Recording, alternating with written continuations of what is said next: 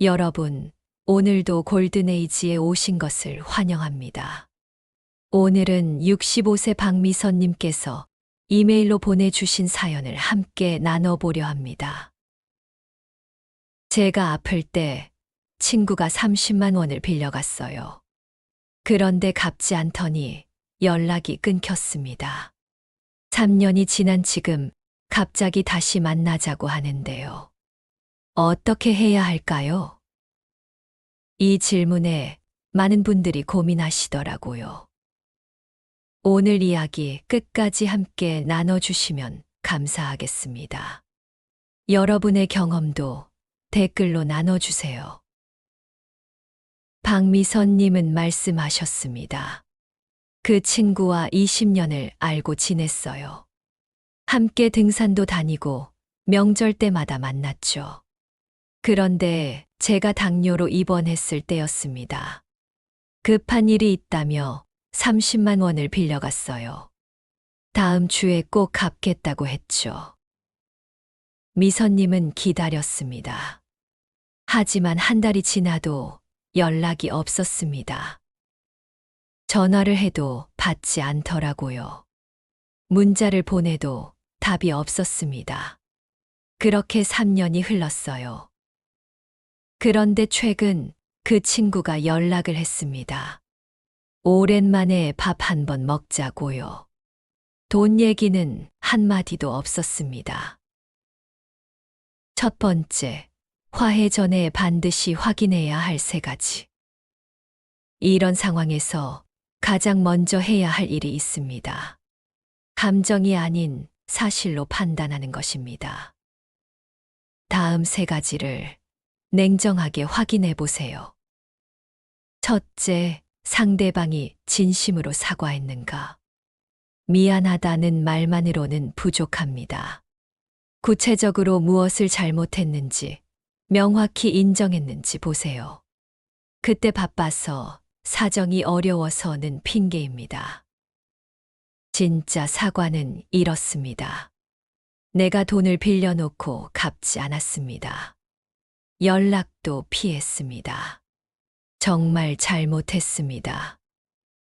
둘째, 상대방이 구체적인 보상 계획을 제시했는가? 말만 하는 게 아니라 실제 행동이 있어야 합니다. 빌린 돈이라면 언제까지 얼마씩 갚겠다는 계획이 있어야 합니다. 상처를 줬다면 어떻게 만회하겠다는 구체적인 방법이 필요합니다.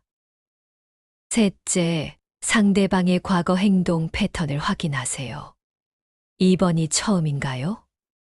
아니면 예전에도 비슷한 일이 있었나요? 한 번 약속을 어긴 사람은 또 어길 가능성이 큽니다. 이 3가지 중 하나라도 없다면 화해는 신중하게 생각해야 합니다. 두 번째, 용서와 화해는 다르다는 사실. 많은 분들이 이 둘을 혼동하십니다. 하지만 용서와 화해는 전혀 다른 개념입니다. 용서는 나를 위한 것입니다. 마음속 짐을 내려놓는 겁니다. 이제 더 이상 그 일로 괴로워하지 않겠다는 결정이죠.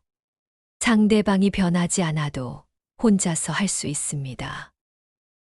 화해는 관계를 위한 것입니다. 다시 예전처럼 만나고 시간을 함께 보내는 겁니다. 이건 상대방의 진심과 변화가 반드시 필요합니다. 구체적인 예를 들어보겠습니다.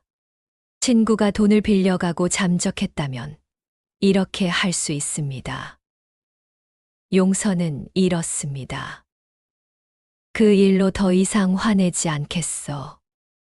내 마음의 평화를 찾겠어. 하지만 그 친구와 다시 만날 생각은 없어. 화해는 이렇습니다. 친구가 돈을 갚았고 진심으로 사과했어. 앞으로 조심하겠다고 약속했어. 다시 한번 기회를 주기로 했어. 여러분, 용서는 해도 됩니다. 내 마음의 평화를 위해서요. 하지만 화해는 상대방이 변화했을 때만 하세요.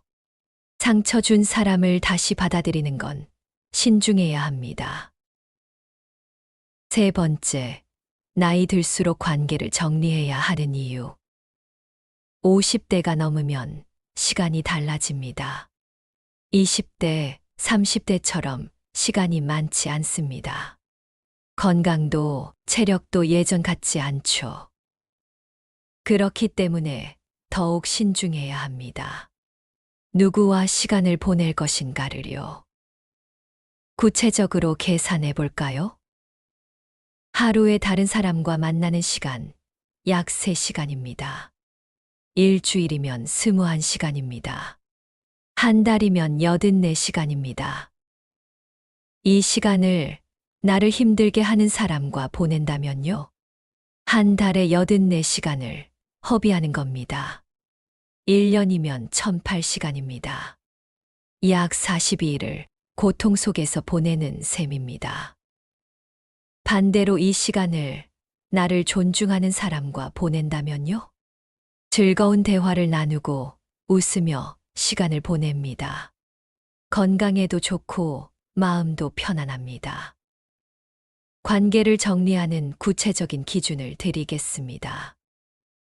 첫째, 만날 때마다 피곤하고 스트레스 받는 사람. 둘째, 자기 얘기만 하고 내 얘기는 듣지 않는 사람. 셋째, 만날 때마다 돈이나 부탁만 하는 사람. 넷째, 약속을 자주 어기고 시간을 지키지 않는 사람. 다섯째, 뒤에서 나쁜 말을 하는 사람. 이런 사람과는 거리를 두는 게 맞습니다. 미련을 버리고 새로운 관계에 집중하세요. 네 번째, 건강한 관계를 만드는 구체적인 방법. 상처 준 사람과 거리를 뒀다면 이제 무엇을 해야 할까요?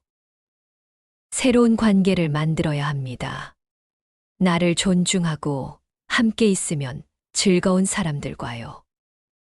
첫 번째 방법, 취미 활동에 참여하세요. 복지관이나 문화센터에 가면 다양한 프로그램이 있습니다. 서예, 노래교실, 탁구, 배드민턴 등이 있죠. 같은 취미를 가진 사람들과 자연스럽게 친해집니다. 두 번째 방법, 봉사활동을 시작하세요. 독거노인 도시락 배달, 환경 정화 활동 등이 있습니다. 선한 일을 함께하면 좋은 사람들을 만나게 됩니다. 세 번째 방법, 작은 모임을 만드세요. 같은 아파트에 사는 이웃 3-4명과 월 1회 식사 모임을 만드세요. 부담 없이 돌아가며 집에서 간단한 음식을 준비합니다. 네 번째 방법, 온라인 커뮤니티를 활용하세요. 요즘은 시니어를 위한 다양한 온라인 모임이 있습니다. 등산 모임, 독서 모임, 영화 감상 모임 등이 있죠. 다섯 번째 방법, 가족과의 시간을 늘리세요. 자녀, 손자, 손녀와 정기적으로 만나는 날을 정하세요. 한 달에 한 번 가족 식사 모임을 만드는 것도 좋습니다. 이렇게 새로운 관계를 만들면 자연스럽게 알게 됩니다. 나를 힘들게 했던 사람이 얼마나 내 에너지를 빼앗았는지를요. 다섯 번째, 다시 연락이 왔을 때 대처하는 방법. 상처 준 사람과 거리를 뒀는데 다시 연락이 올 수 있습니다. 이럴 때 어떻게 대처해야 할까요? 첫째, 즉시 답하지 마세요. 최소 하루는 생각할 시간을 가지세요. 지금 바빠서 나중에 연락드릴게요 라고 하세요. 둘째, 만날지 말지 결정하기 전에 3가지를 확인하세요. 왜 연락을 했는지, 무엇을 원하는지, 진심이 있는지를요. 셋째, 만나기로 했다면 공개된 장소에서 만나세요. 카페나 식당처럼 사람이 많은 곳이 좋습니다. 집이나 한적한 곳은 피하세요. 넷째, 시간을 정해두세요. 1시간만 만나자고 미리 말하세요. 길어지면 불필요한 얘기가 나올 수 있습니다. 다섯째, 명확하게 말하세요. 예전 일로 많이 힘들었어요. 다시 같은 일이 반복되면 만날 수 없어요. 이렇게 구체적으로 선을 그으세요.